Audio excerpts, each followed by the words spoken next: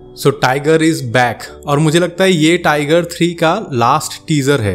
But एक चीज मैं बोलना चाहूंगा, YFX जो इस मूवी का VFX करती है, they are actually doing a really good job. क्यों और कैसे, उसके बारे में डिस्कस करेंगे। Stay tuned.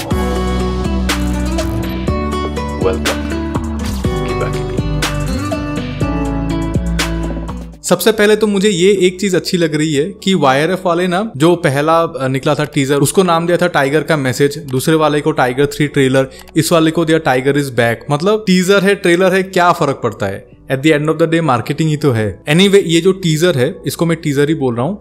इस चीज को मैं एकदम फ्रेम बाय फ्रेम देख रहा था आप लोग के लिए, और मुझे ना कुछ कुछ चीजें नोटिस हुई, जैसे कि ये जो ओपनिंग शॉट है, ऑब्वियसली ये जो हेलीकॉप्टर है वो CGI है, मे बी जो बैकग्राउंड है उसको भी एनहांस किया गया होगा अगर ये रियल बैकग्राउंड नहीं है तो। लेकिन इमीडिएटली उसके बाद जो ये एक शॉट आता है, ये ग्रीन स्क्रीन या ब्लू स्क्रीन से ही हुआ है।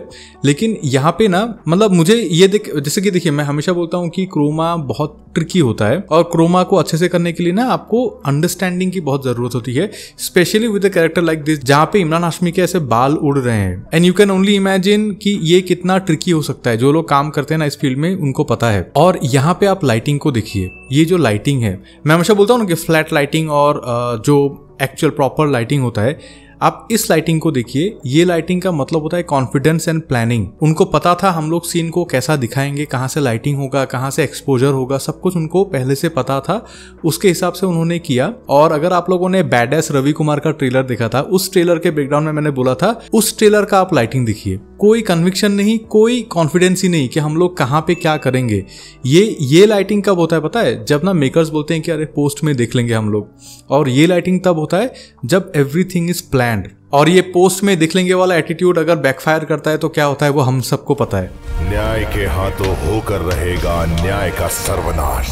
और लाइटिंग के साथ ही मुझे इंस्टा में ये क्वेश्चन आया था कि ग्रीन स्क्रीन या ब्लू स्क्रीन में वो मार्कर्स क्यों होते हैं, वो जो प्लस प्लस टाइप के या फिर बहुत सारे अलग अलग टाइप के मार्कर्स वो लोग डालते हैं डिपेंडिंग ऑन द प्रोजेक्ट, वो क्यों होता है? उसके मेजरली 2 रीजन होते हैं। एक होता है डेप्थ और दूसरा होता है ट्रैकिंग। डेप्थ मतलब उससे ना कैमरे को पता चलता है, या फिर आपको एज ए क्रिएटर आप जब कंपोजिट करोगे ना, आपको पता चलेगा कि वो स्क्रीन एक्चुअली में कितना दूर हो सकता है। क्योंकि एक फ्लैट कलर से बेटर है अगर उसमें कुछ कुछ एलिमेंट्स है तो आपको वो थोड़ा अंदाजा लगता है, ताकि आप उसके हिसाब से आपका बैकग्राउंड आप जनरेट कर पाओ। और उसके साथ एक रीजन होता है ट्रैकिंग, क्योंकि आप प्रोसेस को समझिए कि ये सीन एक रियल कैमरे के साथ शूट हुआ है।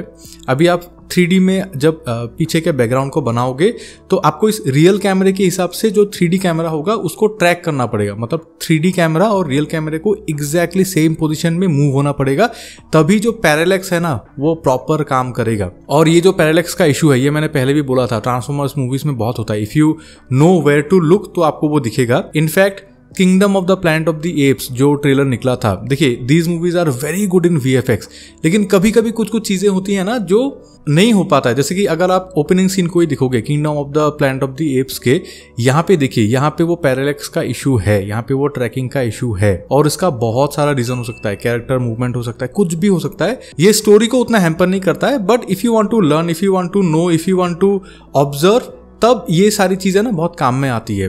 और देखिए मुझे ऐसे भी बहुत कमेंट आते हैं, या फिर वो आता है कि तू जो बोलता है वो तो हम लोग को दिखता ही है, क्या मतलब कंटेंट के लिए बस बोल रहा है, बकबक कर रहा है, ये सब कुछ। प्रॉब्लम क्या पता है? जब चीजें सही होती है ना तो चीजें एक्चुअली इनविजिबल होती है। मैंने कहीं पे किसी भी वीडियो में मैंने देखा था, कोई VFX आर्टिस्ट बोल रहा है कि the best VFX is the invisible VFX।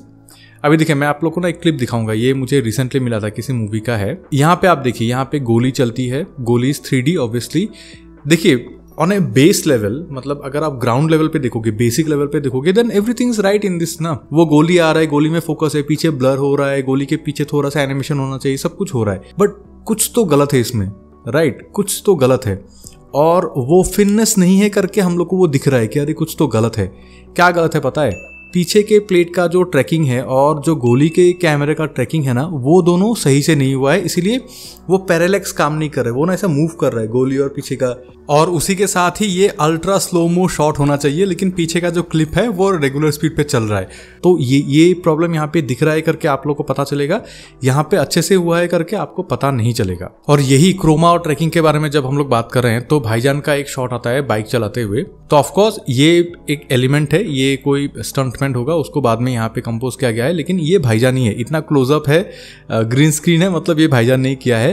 But आप ट्रैकिंग को देखिए, अगर आप एकदम फ्रेम बाय फ्रेम या फिर स्लो मोशन में देखोगे ना इस पूरे क्लिप को, तो बैकग्राउंड प्लेट का जो मूवमेंट है, जो लेवल ऑफ मोशन ब्लर है, वो फोरग्राउंड के प्लेट के साथ एकदम हुबहू मैच होता है। ये होता है फिटनेस ऑफ वर्क, और इससे ना आपको वो जिटर ही नहीं लगता। आपको वो बोलते हैं ना कि this is taking me away from the story, वो चीज़ नहीं होता है। आप स्टोरी के साथ रहते हो, आपको जो दिख रहा है यू बिलीव इन इट। फिर किसी किसी शॉट में भाईजान का फेस रिप्लेसमेंट आप देख सकते हो, 1 सेकेंड सिर्फ 22 फ्रेम में 3 कट है यहाँ पे इस एक्शन में। मे बी मूवी में ऐसा नहीं हो सकता है, ये एक छोटा सा टीजर उन लोगों ने बनाया था। बट वो ये कहाँ पे होता है कहाँ पर नहीं होता है वो आप लोग को आजकल I think we are aware enough कि हम लोग को पता चल जाता है वो चीज। एंड ऑफ कोर्स इस टीजर में भी टॉवेल फाइट है, 3 क्लिप्स है टॉवेल फाइट का, और एक तो वो ट्रेलर में भी था, उससे उस चीज से आया था। आजकल आप लोगों के लिए मतलब मुझे भी तो बोलना पड़ेगा ना कुछ, उसके वजह से मैं जब एकदम हल्के हल्के फ्रेम बाय फ्रेम देखता हूँ ना चीजों को, तो मैंने एक चीज नोटिस किया कि पता नहीं मैंने अपने मूवी में वो चीज नहीं किया था। आई स्टिल रिमेंबर, शायद उसके लिए थोड़ा ड्राई लगा होगा, लेकिन एवरी मूव मतलब every hand and leg move के साथ ना एक रोप स्विंग वाला साउंड है, ये वाला आप यहाँ पे देख सकते हो। इतना फास्ट जाता है ना, मूवी के एक्शन सीन्स भी इतना फास्ट जाते हैं कि शायद नोटिस में नहीं आता है, लेकिन मुझे ये नोटिस हुआ यहाँ पे कि every hand and leg move has this rope swing sound. और भी एक चीज जो होता है एक्शन सीन्स में कि फास्ट फॉरवर्ड किया जाता है। ये क्लिप भी मैंने 70% स्पीड में प्ले किया है, and this looks more natural. जो एक्चुअल 100% वाला है ना, उसको थोड़ा सा एक्चुअली में फास्ट फॉरवर्ड किया गया है।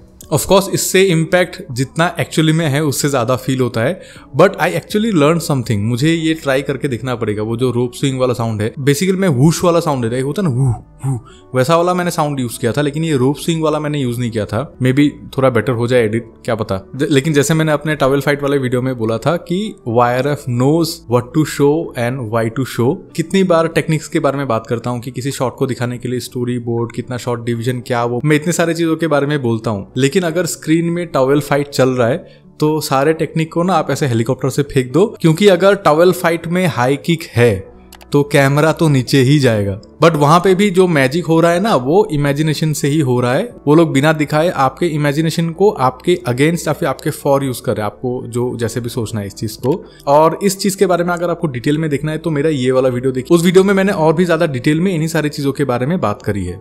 बट ओवरऑल एक चीज जो मुझे इस टीजर के बारे में अच्छी नहीं लगी, जो इससे पहले किसी भी टीजर या ट्रेलर में नहीं दिखा था, कि यहाँ पे इमरान हाशमी के कैरेक्टर को ना on ground hand to hand करते हुए दिखाया गया है सलमान खान के साथ, भाईजान के साथ, जो मुझे एक्सपेक्ट। देखिए अभी मैं पता नहीं मैं क्या एक्सपेक्ट कर रहा था इमरान हाशमी वाले कैरेक्टर के साथ, but I wanted him to be a force, मतलब एक फोर्स जो टाइगर सिर्फ पंच करके ना हरा पाए, मतलब he cannot fight his way out. I wanted him to be that. But यहाँ पे उन्होंने ऐसे ग्राउंड में हैंड टू हैंड करते हुए दिखाया है, लाइक फिजिकली इन्वॉल्व होते हुए दिखाया है, विच मुझे लगता है कि नहीं करने से भी सही होता है, पता नहीं। बट जो भी है, I am loving everything about tiger 3। जो भी वो लोग डाल रहे हैं ना, आई एम लविंग एवरीथिंग। और बेंगलोर में जो लोग भी रहते हैं, मैं अपने कम्युनिटी में और अपने इंस्टाग्राम स्टोरी में अपडेट करूंगा कि 5 तारीख को टिकट आएगा तो मैं टिकट करूंगा, कौन से थिएटर में करूंगा मैं वो अपडेट कर दूंगा, और कितने बजे का। मोस्टली सुबह, मतलब फर्स्ट शो या फिर सेकंड शो ही होगा, क्योंकि इवनिंग में दिवाली भी तो है ना, दिवाली भी तो मनानी है। तो स्टे ट्यून फॉर दैट। अगर आपको मिलना है मुझसे तो आप उस टाइम पे उस थिएटर में आ सकते हो, तो एक साथ देखेंगे मूवी। एंड आप लोग बताइए कैसा लगा ये teaser, and I hope you like this video. Hit the like button. If you didn't like the video, hit the dislike button. Do not forget to subscribe for more content like this. This is Shamim, you watching किबा किबी। See you in the next video.